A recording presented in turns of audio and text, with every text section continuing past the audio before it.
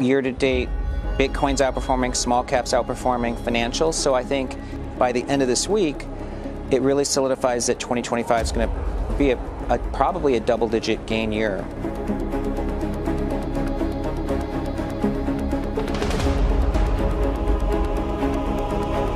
You know, markets don't like uncertainty. They like visibility. They like moats. So markets are a little scared today.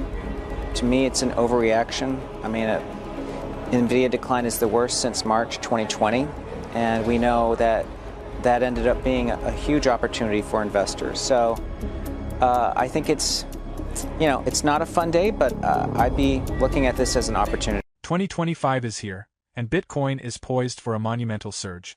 Historically, the price of Bitcoin has followed a pattern of significant growth in the year after the Bitcoin halving, and after multiple all-time highs, the outlook is even more promising. Financial analyst and Bitcoin bull Tom Lee shares his prediction for Bitcoin investors, explaining why he believes $400 trillion is about to flow into Bitcoin. Looking at the price trends from the past year, Lee is confident that Bitcoin is on the brink of making history with one of the most significant price rises since the cryptocurrency's inception. The story is set to become even more significant in 2025, especially with the introduction of Bitcoin ETF. Thousands of institutional investors across the U.S. are now actively buying Bitcoin, driving an exponential increase in demand for the leading digital asset. This surge in demand has created an unprecedented supply-demand imbalance, and according to Tom Lee, everything is about to change. Before we continue with the rest of the video, do check out Daily 5-Minute Crypto Newsletter with all the latest crypto and Bitcoin news.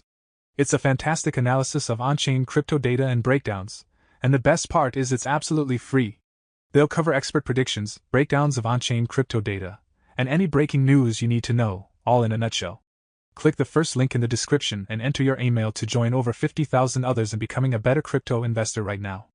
The U.S. owns 200,000 Bitcoin today. And in order to establish a strategic reserve, they've talked about increasing that total holding to 1 million Bitcoin, or buying roughly 800,000 additional Bitcoin at a cost of about $80 billion. I don't know if many people have thought about how much Bitcoin the U.S. might actually buy. Today, the U.S. government owns $660 billion worth of gold. They carry that gold on their balance sheet at the original cost from 1971. So officially the US owns $11 billion worth of gold. But of course, if they sold it today, it would be worth $660 billion. The US only has to sell 15% of its gold holdings to fund that purchase of Bitcoin. Well, this is what makes me think about this important chart. Today, the value of gold is $18 trillion. And the total value of Bitcoin is $2 trillion. If the US is going to hold a strategic reserve of Bitcoin, it should own at least 10% of its value of gold in Bitcoin. That's about $70 billion worth. That's why I think over time, we have to think about where Bitcoin is going. We've used this view for some time, but we believe Bitcoin replaces gold. I think many of you believe that too, because it's quite useful. And if that's the case, if Bitcoin had the same value as gold, it would be worth $950,000 today. And that's more than 10 times higher than the current price of Bitcoin. We think the price of gold will rise over time, and that means that Bitcoin probably gets closer to 2 million or more. Trump is a second-term president, but this time entering the White House with the ability to create a completely new cabinet.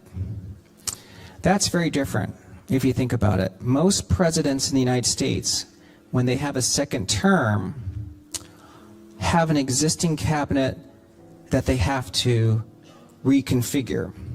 This time he's building that cabinet from scratch, and he's picked some really savvy people. And what Trump has said, he wants low deficits, he wants strong economic growth, and he wants lots of drilling for oil. That's going to keep inflation low. That's why many people, including Professor Jeremy Siegel, said that Trump is the most stock market focused president in history. I think it's going to be possible for Trump to deliver on his promises. We also have what I would call a dovish Fed. And I believe most people know what that means, but just to reiterate, a dovish Fed means the Fed wants to keep interest rates low and support the economy. And that's bullish for stocks as well. Why are we recommending small caps and financials and Bitcoin? Well, it has to do with thinking of those two scenarios. It's positive for Bitcoin, positive for small caps of deregulation, and M&A, which benefits small caps and financials. And if the Fed is dovish, that's easy money, and that's positive for Bitcoin and small caps, as well as for the banks. So there's a lot of logical reasons for why we're saying that these are the best sectors in 2025. Now, that doesn't mean we don't like technology or we don't like the Mag 7, but these are catalysts for these groups specifically. With unwavering enthusiasm for the Bitcoin space, Lee confidently predicts explosive growth on the horizon as major players like BlackRock and other crypto giants embrace the future. Lee assures that a long-awaited surge is imminent, and by the end of 2025, there will be 1.1 billion active crypto wallets. The pace of this growth is mind-blowing, marking the fastest accumulation of wealth ever seen. After a career's worth of research, Lee concludes that every chart and piece of data points to the same outcome. Liquidity drives everything, and crypto will emerge as the best-performing asset of all. Here is our take. We think it's better if the Federal Reserve does fewer interest rate cuts next year.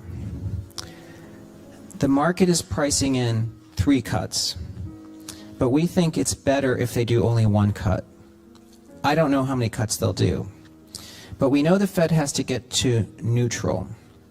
Neutral is the interest rate that they believe does not create inflation in the economy. The current Fed funds rate is 4.75%, and the neutral rate is believed to be somewhere between 2.5 and 3%. That means the Fed has to make 6 to 8 cuts to get to neutral. This is why I think 1 cut is positive, because if they only do 1 cut next year, they still have to do 5 to 7 cuts to get to neutral.